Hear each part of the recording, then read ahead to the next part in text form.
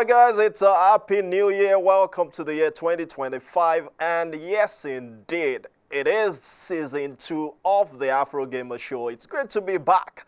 I missed you guys, and I'm sure you missed us too. So welcome back to a new season talking about the very best of esports gaming and the games and everything, all from the world of esports and the fun things that happen in it. My name is Shaya, your regular host, and it's great to be back. Like I said earlier on, this season promises to be bigger, better than last season. Last season was just about setting the blocks. This time around, we're taking it to the next level with a lot happening from around the world of esports. Of course, with priority being the continent Africa. It's the AfroGamer Show, a joint package of the AfroSports TV and the AfroGamer news platform, and it always promises to be an exciting time, and we would not tone it down for anything. Let's take a quick break.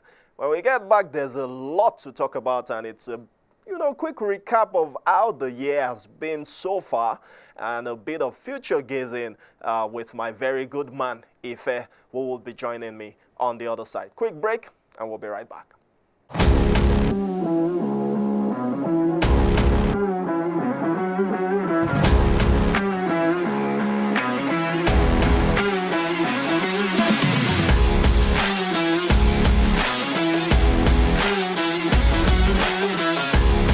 Alright guys, welcome back. It's still the AfroGamer Show Season 2, very first episode, and we're glad you're joining us, making history with us with the very first edition for the year 2025. The year has started with a bang already, lots of news, lots of happenings from around the world. Maybe a slow start in Nigeria. You know how we are now. We don't carry last, but maybe not start as fast as the other guys. But yes, indeed, I've got my man Ife with me. Ife, how you doing? Happy New Year. Welcome to the show. And I'm still expecting my hamper, by the way. And it's February. What's happening? Happy New Year, Shayo. Happy New Year to all our viewers and subscribers. Looking forward to a loaded 2025. And like they always say where I am, the past is not the present. So we're moving forward with your hamper. The past is not the present. Who says that? That's it. I don't even want to say anything because of who you know. So I'll just not say anything. But all the same, we'll get there. We'll come to the present, and you know there's always something in the present. Anyways, welcome, Ife. It's been an interesting start to the year, I must say, and I'm sure you would agree with me. Yes. A few, slow start as Africa being the last frontier, but the rest of the world is moving on. So many information, so many breaking news, and I'm really looking forward to diving into it today. All right, let's dive straight into it. As always, we start from the continent Africa, and it seems our good man Ronnie Lusigi is running things. So it's running things down there in East Africa, where esports received the nod from the National Olympic Committee of Kenya, and that's a good step as we begin the journey towards the Olympic Esports Games. So congrats to the Esports Kenya Federation, and good move by the NOC Kenya. We hope that this coming together would begin to yield results earnestly. Yes, I must commend Ronnie for being proactive, and for the Kenyan NOC to also be receiving. I know across Africa there's still that disconnect, as much as we have other stakeholders trying to connect with their NOCs, but kudos to both sides. Kenya being proactive. Once again, he has that experience in traditional sports, so probably he knows the cheat code that other stakeholders in the esports do not know, but exactly, so probably he'll be able to share that. But once again, he has had meetings with them, I believe 2 meetings from what we've seen, and the first one was the presentation, and the second one was he being part of that sports meeting, where they were officially recognized as one of the codes in Kenya. So that's a good step. I think that's really what you need for you to build that momentum towards the Olympic Esports Games. All right, indeed. Congrats to him. Of course, so many other people are making moves that we're seeing. I think was it you that pointed out Tunisia or one of the countries up north where they had this session with the Olympic Committee. But this is a major announcement, and that's why we're putting the spotlight on Kenya. We also know Zambia already in talks with their own Olympic Committee. They're also the president and Chiloui Shabukali have been carrying us along on what's happening with them there. And so many countries. Nigeria is about to join the WhatsApp group, but we'll just leave it at that. Okay, let's leave that, and still sticking with Kenya, and it seems Kenya are the ones, like I said, they're making things happen fast, and this one, Kenya and Ghana this time around. Esports Kenya Federation, Ghana Esports Federation are part of the whole Phygital movement. It's an interesting movement, especially when you think about where the Olympic movement is going with virtual sports merging with core esports, and Phygital seems to be combining that very well, and these two countries and federations are making some moves in that line. Yes, so for context, Phygital means a combination of the physical sports and the digital sports. So we're talking about football and EAFC, basketball and NBA 2K. So the Phygital Federation of Foundation, which originated from Russia, have decided to build a new community that makes that a total sport. Has it been fully accepted? Only time will tell. But they are hosting their inaugural event in Dubai this year. I believe that should be in July. Oh, nice. Yes. So a few okay. Yes, so that's something to plan for, right? Yes, so a few members that they have been able to bring into the fold would have to run qualifiers and then stand a chance. So you winning the qualifiers doesn't automatically give you that ticket, which now makes it cumbersome. So Kenya, Ghana, those two have been able to push it out there. While doing my research, there are more African countries, but we don't know them, sadly. So that's already question mark one, red flag one, that okay, for these organizers, are you actually doing your homework? Because only Kenya and Ghana have been able to push. Exactly, I've been able to push that out there. So they both ran their qualifiers January 25th, which was wonderful. I was able to see pictures and videos. While speaking to them, one thing they did specify was how cumbersome the process is. So it goes beyond just event management. There's a lot of to-do list to check off. Your report, you must bring in the media, so many things. The checklist, I think that's a good one. Don't forget, if you and I have been in that space with the Africa Mobile Community League the other time, which we did in the past, and we definitely will be bringing back soon. These are things that would get the information going. You were just talking about being in the media now, and you said there were more countries but that the others were not doing anything. So yes, it can sound cumbersome, but these are the things that are essential, and we're seeing it happen with other sports or sport codes. So why should esports be different? So it's a good one from the organizers if they are demanding this kind of work from all that are participating. Yeah, so Shayo, here's the catch. If you complete your to-do list, then you stand a chance of going to Dubai. If Fantastic. You don't, you are not going anywhere. Fantastic. So and that's everyone bringing something exactly. to the table. So that is that was just a little feedback I got from both the Kenyan and the Ghana camp. Okay, we wish them the very best. Two of them are very dear to my heart. Igor leading the Ghana Esports Federation, Ronnie leading Esports Kenya Federation, and the truth is if both of them would be there, I would plan to be in Dubai to see their guys participate in this one.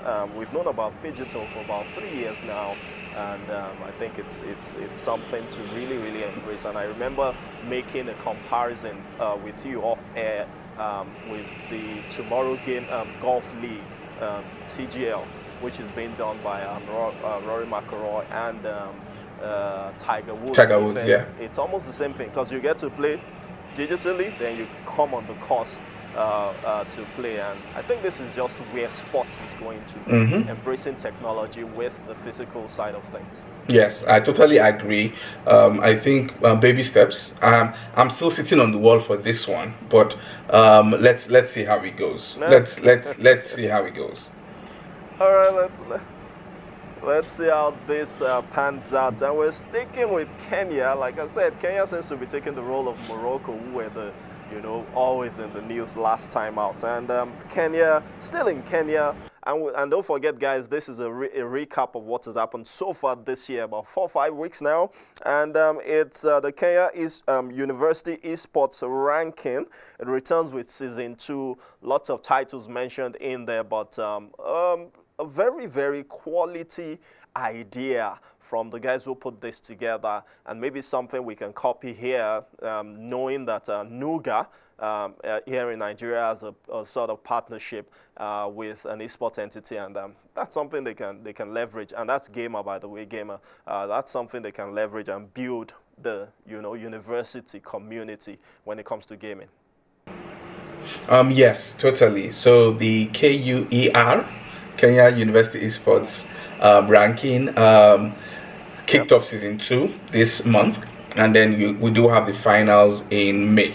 So it started off, season 1 last year, which, like you mentioned, was impressive.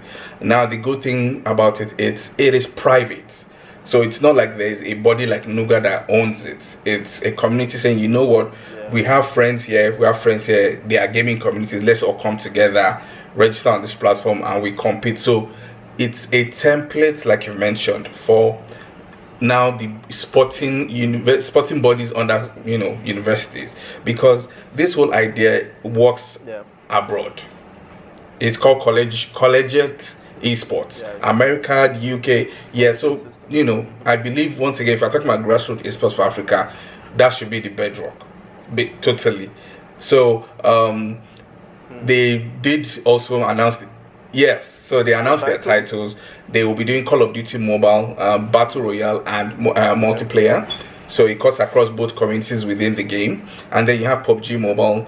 You also have eFootball Mobile. Then you have EAFC 2 versus 2. That mode has been interesting. I just haven't keyed into it, because if both are not good in teamwork, then we have a problem. And then they didn't forget inclusion. And when I say inclusion, there's an EAFC 1 versus 1 women category, which I'm looking forward to that. And then they also have Tekken 7, both open category and then the women category. So it's nice that they are encouraging the females to come into the fold. Definitely, and very, very commendable indeed. Looking at the CODM reminds me of also Mina from way back, the all-female team. Went as far as the top 8 at the World Connected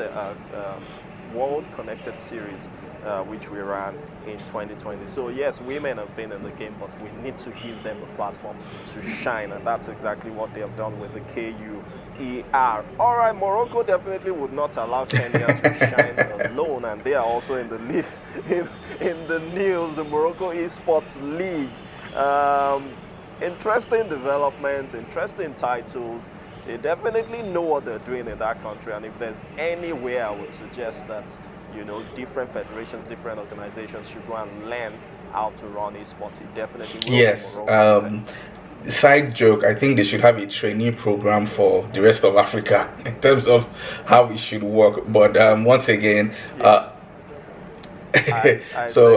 again, they are back with their season 2 of their Moroccan esports league called the eDawry.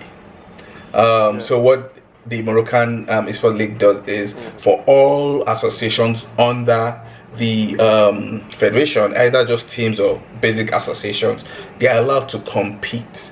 So this is the 2nd season, and what is exciting about it is the titles are the regular titles that you'd see in global tournaments. So they are preparing their players to be battle ready. So you have titles like Free Fire, CSGO, which has both male and female category. You have Street Fighter 6. You have Mobile Legend Bad Band, which also has a women category. And you have a Tekken 8, same, it has a women category. PUBG Mobile, eFootball. So those are titles that we're expecting, gamers to participate this year. I know that the federation is part of the IESF, and something I did notice was immediately the IESF said, okay, these are our list of games for our Esports Open 2025. They immediately added those titles. So that is the federation that is forward thinking. Like, okay, fine, we're doing something on our own, but let it be like a springboard. It prepares them. We'll get the best players who will compete, and represent the country. And as much as I'm seeing other countries in Africa just say, oh, ISF has said we should submit the list of tournaments we're participating in, that is all they're doing. They're just releasing the tournaments.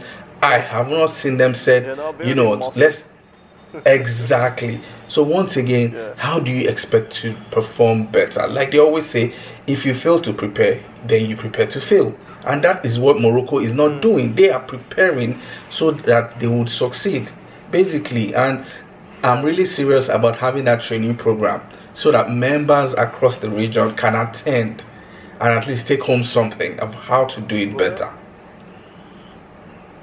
Trick question: Will common sense be part of that module? The module there, because the truth is, it's common sense for you to see the title picked by the IESF, like you mentioned earlier on, and just go ahead and put it in your own. It's not something you can teach anybody. It's just common sense, and that's exactly what we need to do. We need to be strategic, and common sense is basically being strategic.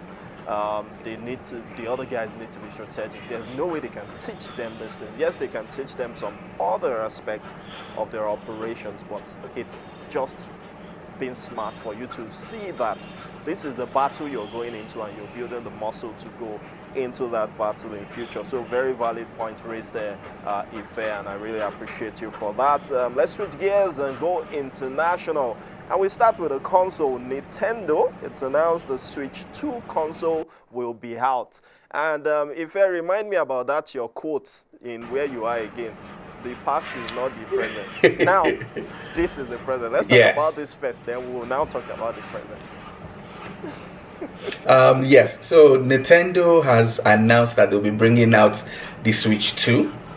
Switch 1 came out 2017, so I believe we're talking about almost 8 years now, and they are bringing out this Switch 2, which they've done modifications to Switch 1. So they have a larger screen, the Joy-Cons, which are the controllers that allows you to be able to switch from TV gaming to those handheld gaming. You slide those in, and there were a lot of complaints because the more you slide in and out, there's a wear and tear, and you have to end up buying more Joy-Cons. But what they've done now is they have made it magnetic, so you magnet it, and so that would reduce that wear and tear, which I think it's wonderful. I think it was perfect timing. So we've seen everything that Switch 1 can do. And then Switch 2 is just going to blow the mind away, because now it now joins the category of the Xbox Series and the PlayStation 5 as a next gen console, basically. So experience will be different. And then side note, Shayo, they will also be launching it with the Mario Kart, the new Mario Kart, where instead of having 12 players, you can have 24 players at a go, or 24, which means that you can almost be at the finish line, and once they throw something at you, you can end up being last, depending on how competitive that race is. So I think it's going to be interesting to have. They haven't released a price point, but rumors are saying that it will sit at $400 for the console. But Nintendo Switch is having a showcase come early April, so many people are speculating that is when it will also drop, or would get more information on it. Yeah. Okay, whatever date, I will track it personally, because this is the present. So that is the present you will present to me in this present. We'll just leave it like that, since you've quoted for me at the beginning of the show. All right, good one. I played a Nintendo last. It was N64. That's the last console I engaged on Nintendo. I've not even engaged the Switch before. I know when I came to yours, You showed it to me, but we never really got on it. Anyways, we move from there and keep it going, still on the international scene. And let's talk about the Global Gaming League. Lots of buzz around that. It gave me, the kind of vibe it gave me is what, and I know some people in traditional sports know about Lagos League, where celebrities are owning teams and all that. That's the kind of vibe it gave me, and it made sense. If the guys can do it right, and it seems it's a good blend of esports. Yes, so it's not the first time we're seeing something like this, but hopefully the CEO Clinton Sparks and the partner, which is the popular artist T-Pain, will be able to learn from their predecessors about how to get it right. So like you mentioned, team owners will be celebrities, and they are copying the American sporting system where there's a draft day pick. So you get to pick, which they've announced on their YouTube as to it being started already, but they've been able to specify a few things which I expect that gamers who are in Africa can pay attention to. For you to be eligible, you have to be entertaining.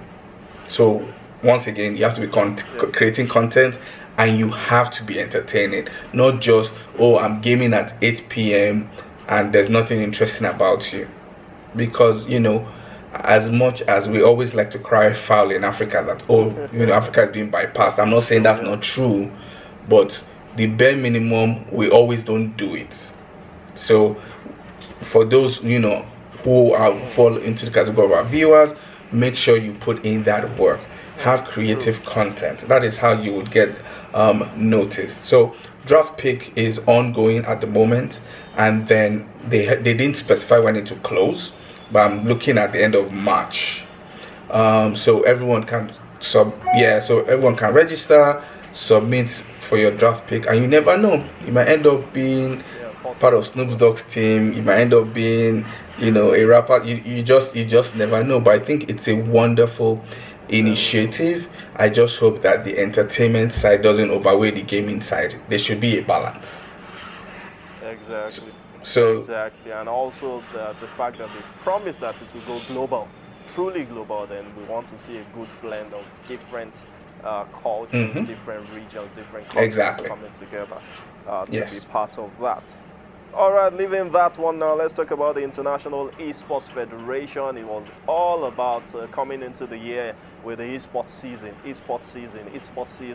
That's a new one, and what is this all about? Because what we know is the usual World Esports Championship, but now since they've given the new name, Shayo, I'm as confused as you are. We've had this conversation time and time again. What does the Esports Open season mean? Yeah. You came up with a new name. You didn't give any announcement as to why it is called that or what it would entail. No context, so we don't know exactly what it is. You have always, from what we've studied, you will know that the previous World Esports Championship, you announce the city that is hosting, and then you now start calling for entries. So first again, you went to Riyadh last year. You didn't announce who the next host will be, which is understandable. You might still be having conversations, and instead of you just calling it, Road to WEC 2026, you decided to call it Esports Open. So if you look at traditional sports and you look at what they call open, like in tennis or in golf, then it is not the same thing. So you are not using the right words. But once again, they just released the titles a few days ago. I know I mentioned Morocco, and sadly, I don't know if that's the right word, their members had already told us the titles by saying, oh, I registered for these 5 titles. So we already knew it. So that took away the fun in the announcement of the 5 titles. So it was CSGO, eFootball, Mobile Legend, Bang Open and Female, Dota 2 and PUBG Mobile. So we already knew that. No female for Dota 2? No female for Dota 2. Yeah, so we already knew the title. So when they were telling us it drops on the 9th of February, coming soon, we knew what it was already. So that defeats.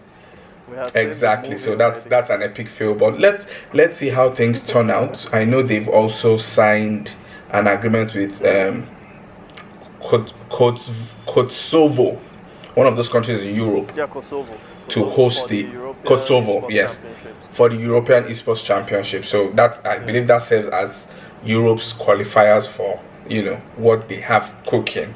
But let's see what the other regions. Yeah, let's see what the other regions do. But I wish them all the best.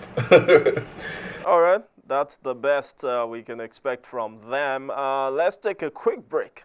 And that's because we need to catch our breath for the next two stories we'll talk about. And I know if anyone wants to catch his breath, definitely. So we'll take a quick break. When we get back, there's still more on the recap of the year so far. The last 4 or 5 weeks of the year 2025. Stick around. It's still the AfroGamer Show right here on Afro Sports TV.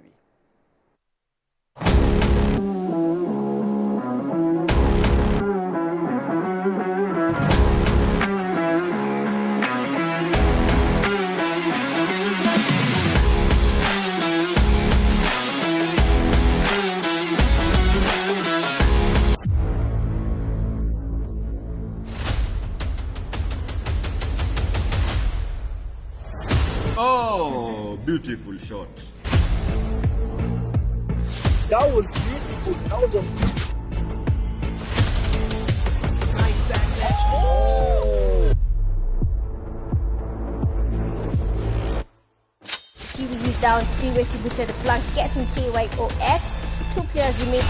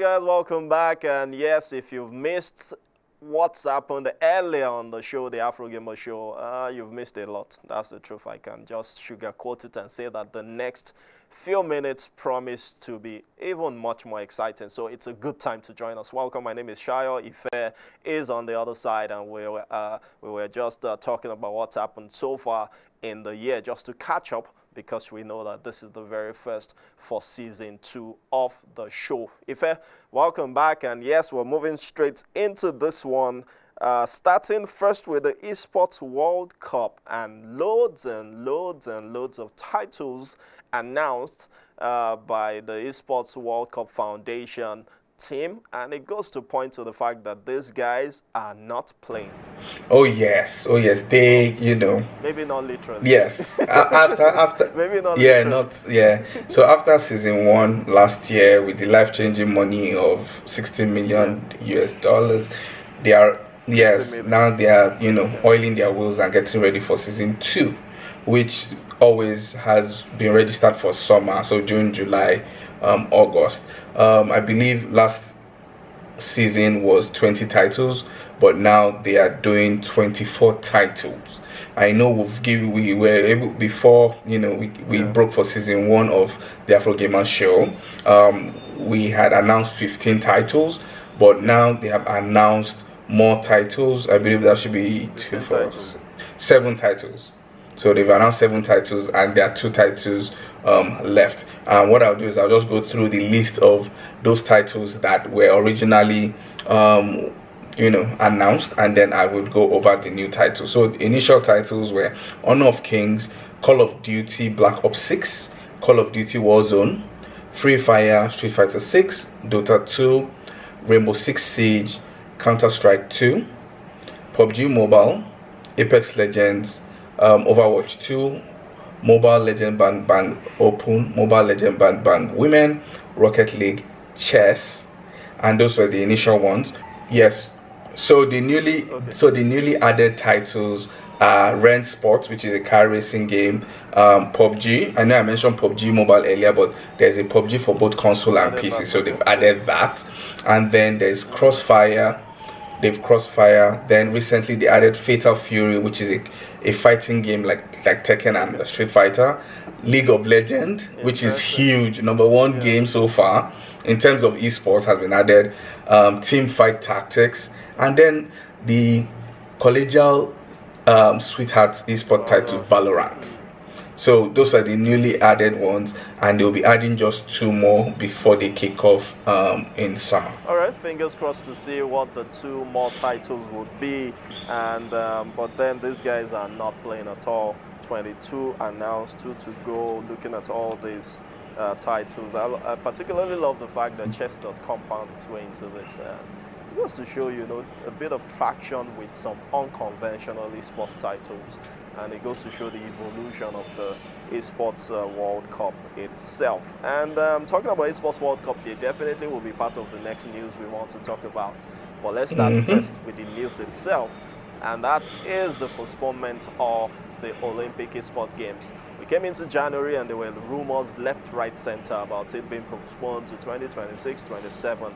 And I know you and I had a conversation, Ife, where I told you that the possibility is 2027, and that's because the even years are already loaded. The 2028 is the big Olympic Games. 2026 was going to be the Winter Games in Milano Cortina, and the Youth Games in Dakar later in the year. So 27 was the best bet, and every odd year after that. And that's exactly what we see happening with this announcement. 2027 it will be.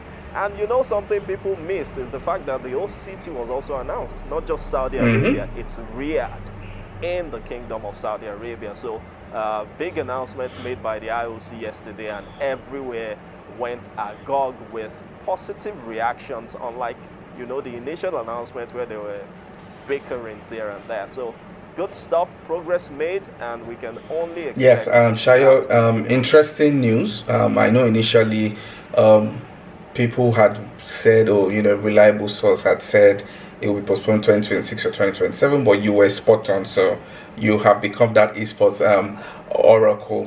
A lot of people could not give reasons. Thank you. A lot of people could not give reasons or context. They just said, because of financial model and game titles, which even if it were, they are not top priority. So now the IOC came out yesterday to announce that they didn't say they moved it, which was also something funny. Is they just mentioned this as if that was the first time. So that means everything from the 142nd session that they have said was like, you guys don't forget that we said all that. That's how I read it. They just said, the inaugural is set for 2027, let's be sincere. If we were to track back truly, and this is a very valid debate, if we were to track back, there was never any talk about it happening in 2025. They only said they've signed a 12-year contract starting from 2025 with the Saudi Olympic and Paralympic Committee. So everybody just assumed it to happen in 2025. But the truth is, there's a qualification process, which I love the fact that the press release emphasized would be starting in 2025. So people are not meant to just go back and sleep now and say, hey, see you in 2 years' time. True. So if you are taking IOC to court, you would have been the one to remix the law. But that's very true. That's very true. They did say starting. They didn't say what's happening. They said starting. Exactly. So very true. Exactly. Another thing that stood out, which once again I've expressed to you, which I won't say if it's mixed feelings, is they have signed a collaboration agreement with the Esports World Cup Foundation as the founding partners. So what they will be doing, they'll be involved in game selection, they'll be or they'll be part of organizing a nation structure oriented tournament. And they're talking about transparency, inclusion, and all those things have been question marks for the Esports World Cup Foundation. Their experience and their business model is focused on professional teams, which is not inclusive. So that is already that.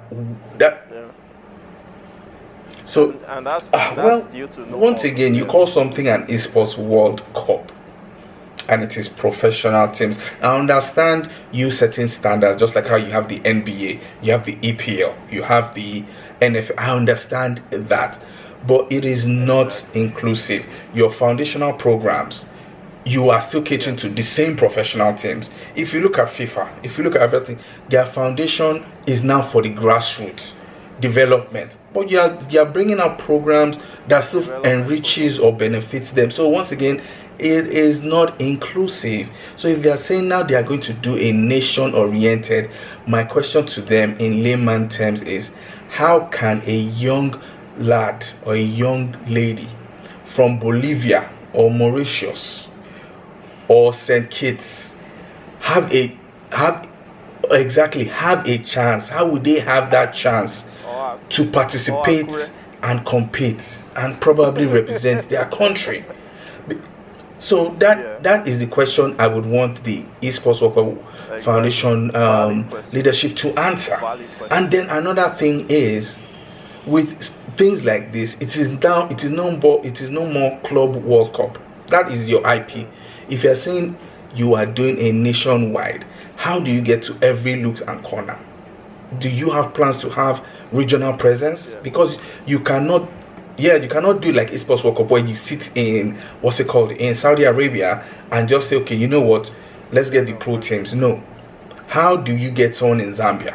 How do you get someone in Seychelles? So you need to have a presence, even if you have to put them on as consultants or contractors. For every year that there's Olympics, esports games, you come and work for us. If you don't want to do that, which to me I think it's just best they have regionals. And once again, they should not be waiting for 2017 before they do anything.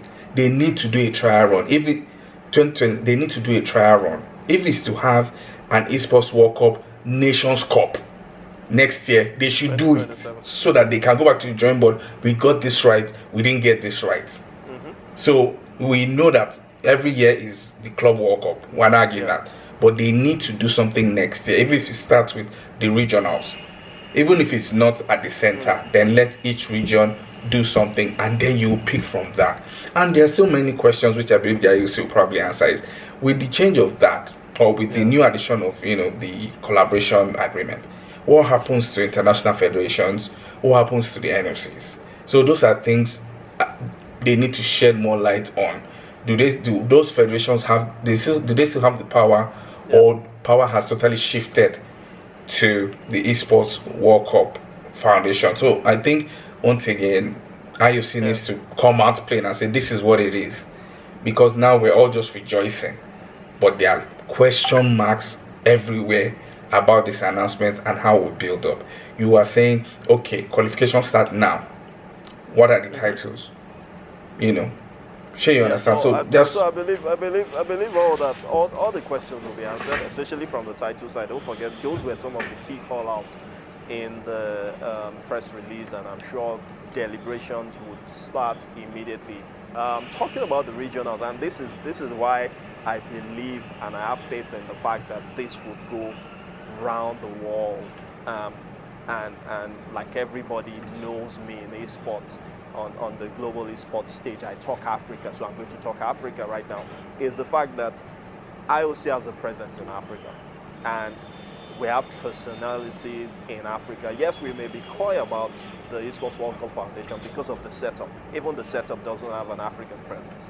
And that is the worry which I'm sure you're expressing. But more than anything, because this is a tie-up with the IOC, everybody will be carried along. No one will be left behind. And I believe it's also an advantageous position for the Esports World Cup Foundation to also retool their own, game plan from the club side of things and begin to look in here. Because the truth is, there are actually clubs here.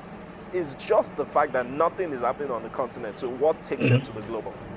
And I'm sure you understand what I'm saying. We have clubs like Pirates who have an esports team. We have the chap in Egypt who we don't know what has happened to him, Anubis.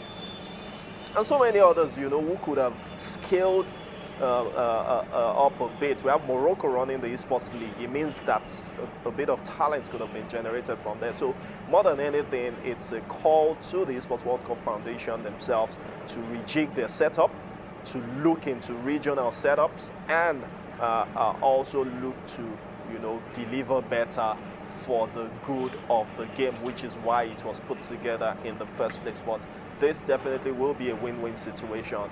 Your points are very valid, and yes, indeed, all the questions will be answered in no time, I believe. And with that, we wrap up the recap segment, which is the news for today. Ife, thank you so much for coming on this one. And yes, it's been a long one, and we're back. And we definitely will be doing this together week on week for season 2 of the AfroGamer Show. All right, thank you so much for having me, and have a lovely weekend. All right, welcome back. It's been such an exciting show, and yes, more than anything, it's been fun doing this one. It's a loaded one because the year is starting, and once again, welcome to season 2 of the AfroGamer Show right here on AfroSports TV. This is a quick one for the show. This is to wrap up, and yes, indeed, we'll catch you again next week with a bumper edition. You don't want to miss all that we've got in store for you this season on the show. My name is Shayo. Enjoy your weekend. Catch you next week.